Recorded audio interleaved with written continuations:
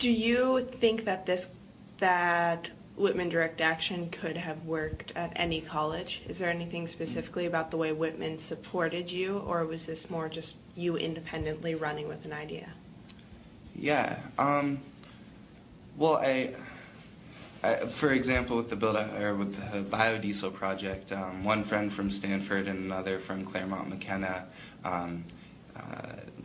Ben Carrier and Ethan Townsend, both their kids from Ashland, they were able to get funding for the biodiesel project very easily, whereas our institution felt there was a liability issue involved, so we had to do all of our own fundraising separately.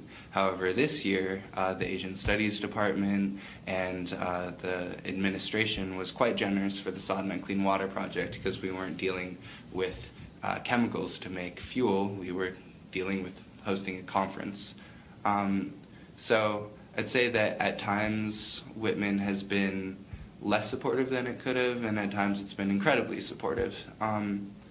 But I guess those two things paired together ultimately say that it probably could have happened at most universities, maybe not universities and colleges, maybe not a conservative institution, because these projects are all sort of on a environmental, potentially perceived as liberal agenda. Thank you so much. No problem.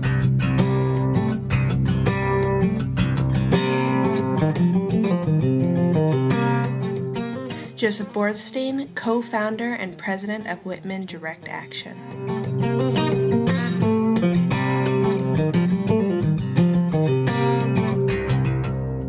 You're listening to the Whitman Environment. I'm Sarah Golden.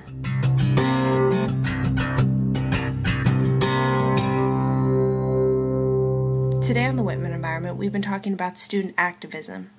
Though the efficacy of student activism is up for debate, one thing is clear. Activism cannot happen without education. Our next piece comes courtesy of Kari Norgard, an environmental studies and sociology professor. This is a piece that a student created for a sociology class regarding biodiesel in Washington State. It's also a piece that's dear to me as it features my uncle, Casey Golden, an activist based out of Seattle.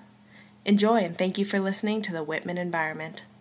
The mission of Imperium Renewables is to produce biodiesel, a renewable alternative to petroleum diesel, cheaper than the oil companies can produce petroleum diesel. Biodiesel is a strong emerging industry in Washington State. The combined support of farmers, environmentalists, and economists have enabled state government to pass legislation mandating an increased supply of biodiesel, while the collaborative nature of biodiesel production between local citizens has led to positive public opinion on the new fuel. Yet of the parties promoting biodiesel in Washington State, palpably different motivations exist. It appears that while local production offers revitalizing employment prospects for some, it is a wholly profit-driven opportunity for others. An examination of state interest reveals generally related, yet slightly inconsistent ambitions for local biodiesel production, and captures the broader challenge of living in a capitalist society driven by the dollar. To better understand this issue, I first contacted State Representative Janaea Holmquist, who drafted legislation creating a minimum biodiesel supply in Washington State. Her comments reveal how and why this legislation was created. This was an idea that came directly to me from a group of Farm Bureau members right here in Grant County, and then also some from Adams County, who came to me quite a few years ago and said, you know what, Representative Holmquist, Washington State has all the tools in its toolbox to be very successful in the renewable fuel industry, but we need a little help from the state. And that's what I was very thankful to be part of that solution this year when we were able to pass the renewable fuel standard. Citizens of Washington State agree that this bill was designed to benefit Washingtonians in several important ways. King County Executive Ron Sims describes the state's commitment to local biodiesel in a public address sponsored by the Seattle Department of Transportation. He proclaims, Metro's commitment to piloting the use of biodiesel will make it the largest user of biofuels in the state of Washington, which will significantly increase markets for this clean-burning alternative to fossil fuels. No need to import oil.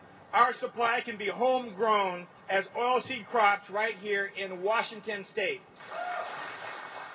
In a similar statement, the Policy Director of Climate Solutions, Casey Golden, agrees that locally grown biodiesel offers the most benefits to the state. This is a perfect antidote to our energy dependence. It takes some of the dollars that we would otherwise be sending to Houston and Riyadh and to Caracas and sends them instead to Columbia County and Lincoln County and to Tukwila. And I'm going to feel a heck of a lot better knowing that some of it is going to stay in this community and build our economic future instead of contributing more to our energy dependence.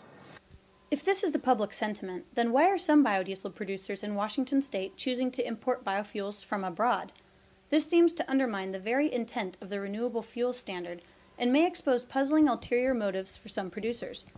Steve Verhey retired from teaching at Central Washington University to address local farmers' interest in biodiesel. He describes a very specific mission of Central Washington biodiesel that diverges from some other state producers. What is the mission of Central Washington Biodiesel, and how does it value the interests of Washington state residents? Well, what we're trying to do at Central Washington Biodiesel is make biodiesel entirely from Washington state feedstocks. And this is in contrast to all other Washington biodiesel companies that I'm aware of, which are all importing oil from outside the state. What we'd like to do is, rather than starting large and needing to import oil, we're going to start small and grow with